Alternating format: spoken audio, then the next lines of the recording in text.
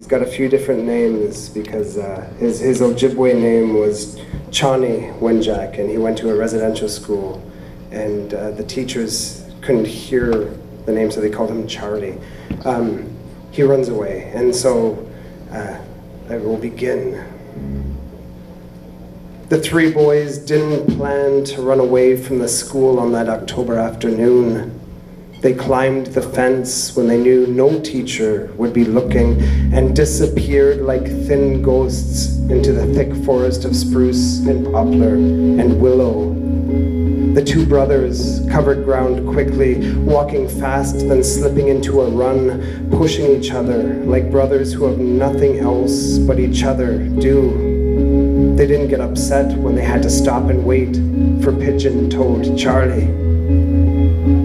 Charlie had a lung infection. Tuberculosis and similar diseases had taken thousands of young Indian children's lives the last years in these strange schools, always built with a cemetery constructed beside them to bury those the attendants knew would not make it to the final grade. On this bright October afternoon, the sun beginning to fall and the cold beginning its wind through the black spruce, Charlie coughed and spat phlegm, his breathing a whine. How do we know this, you ask? We watched them. We, those who chose to, took the form of crows and followed them silently and swiftly, swooping by them, then hovering above before diving down to land in branches of dying trees to stare upon them, our cobalt eyes sparkling to absorb the last of day's light.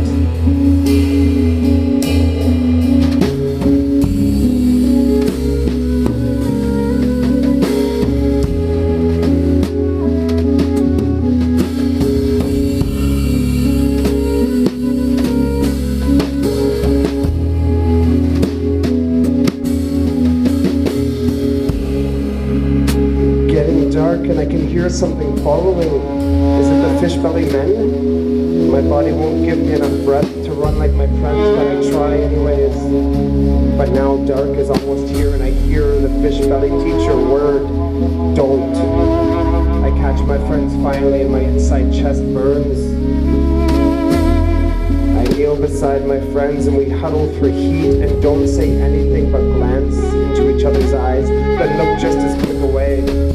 We all say the same thing without saying it out loud. Go back now and get switched, but don't get real cold tonight. None of us wants to go back, even though we now understand how cold the night is going to be. We're going to stay anyways, and my inside chest begins to stop hurting as bad. Don't hurt, chest.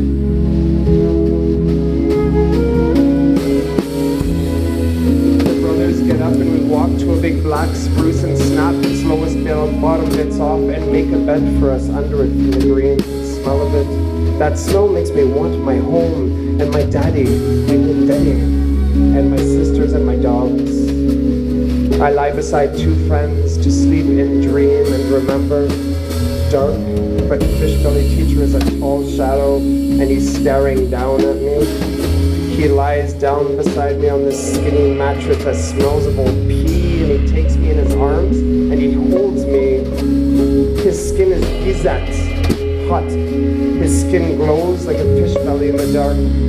He pushes himself against me. He smells like the color brown. He pushes me on my stomach. His mouth, nindun, on my back, nivikwan. Hurt. He hurts. Don't hurt me, please. Don't hurt. Days later and I'm starving and my two friends are long gone. I walk the railroad tracks alone. I try to walk back to my Nindede, to my sisters, my home. Feet drag and the sky spins and moon smiles at me and I'm falling. Oh, hurt. On my back, my front, my back, my front, my back. Beside the tracks, moon above me smiles, hands and feet shake, white breath, so cold, ever cold. And then Daddy taught me how to find north. I hear him say it, Gilik Wenjack Chani. Do you remember? I do Nindade. It's that North Star, and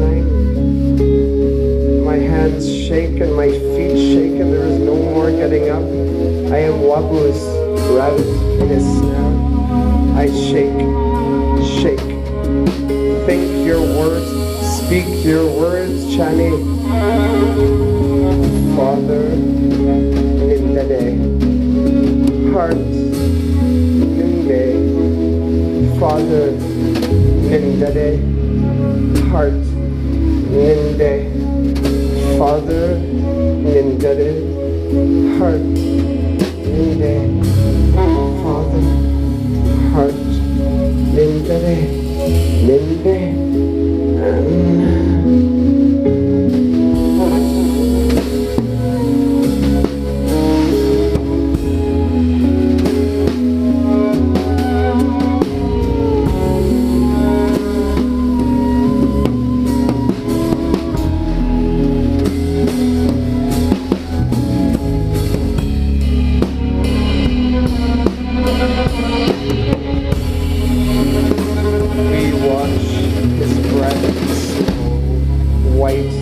Darkness as he speaks his words, those words born a line tangible in his frozen puffs. Hot moisture of breath meeting the freeze becomes signals to the world that Chani is still here. And then, with a shiver, a kick, he's gone. And now as cloud curtains of this lonely performance shut, moon bowing to the darkness, a snowstorm squalls through the cut rock of tracks, covering a country's shield where Chani lies, great lynx protective above him. We watch as a lynx, through thickening screen of snow, stands up on her hind legs to look down upon the child. She reaches her long arms to take him in her paws and lifts the boy up and into her embrace. As snow falls, mother wraps him more tightly to her so that he may feel again. And first true snow of season falling now, whipped by the wind through the canyon cut out of rock, the mother link waltzes Chani through in her clad fur arms into the forest, away from the tracks. In the forest, we dance in a great oval that contracts and expands as breath draws in, draws out. Owl and mouse and wood tick, rabbit and pike and beaver, hummingbird, crow, snow goose, and spider. Mother lynx and Chani will call to the center to honor Bappa. Every rebel in the world we've created around them. Sun rises to test the moon, and moon rises to rest the sun. And still we watch the boy, warm in our presence, watch him dance and eat and share his shy smile, his dark eyes turned darker and sparkling.